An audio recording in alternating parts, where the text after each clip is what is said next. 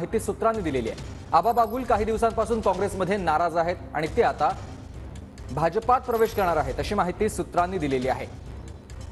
राजकीय घडामोडींना सध्या वेग येत आहे। अनेक नेते पक्ष देखील बदलतात आणि अशामध्येच काँग्रेसचे नेते आबा बागुल हे भाजपात प्रवेश करणार आहेत अशी माहिती सूत्रांनी दिलेली आहे। आबा बागुल हे काही दिवसांपासून काँग्रेसमध्ये नाराज होते।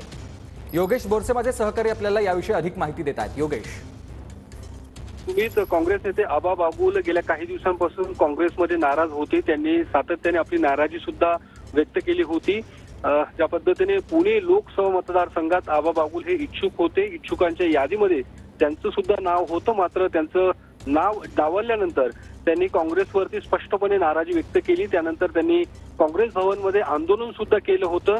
मात्र या सगळ्या पार्श्वभूमीवरती त्यांची मनधरणी करण्यात कुठेतरी काँग्रेस कमी पडले। त्यामुळे आबा बागुल हे आता भाजपमध्ये प्रवेश करणार अशा पद्धतीची शक्यता वर्तवली जात आहे आणि याच पार्श्वभूमीवर त्यांनी नागपूरमध्ये आज उपमुख्यमंत्री देवेंद्र फडणवीस आणि चंद्रशेखर बावनकुळे यांची भेट घेतलेली आहे आणि लवकरच ते पुण्यामध्ये त्यांचा भाजप पक्षप्रवेश सोहळा होणार असल्याची सुद्धा माहिती आता मिळते। त्यांना आज पक्षप्रवेशाची तारीख ही मिळालेली नाहीये, मात्र पक्षप्रवेशासंदर्भात आज त्यांची फडणवीस आणि बावनकुळे यांच्यासोबत प्राथमिक चर्चा झाल्याची माहिती मिळते।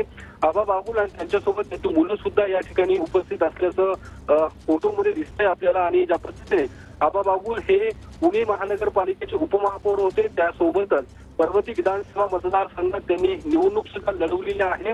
मात्र ज्या पद्धतीने काँग्रेसमध्ये गेल्या काही दिवसांपासून ते सक्रिय नसल्याचं सुद्धा पाहायला मिळालं होतं।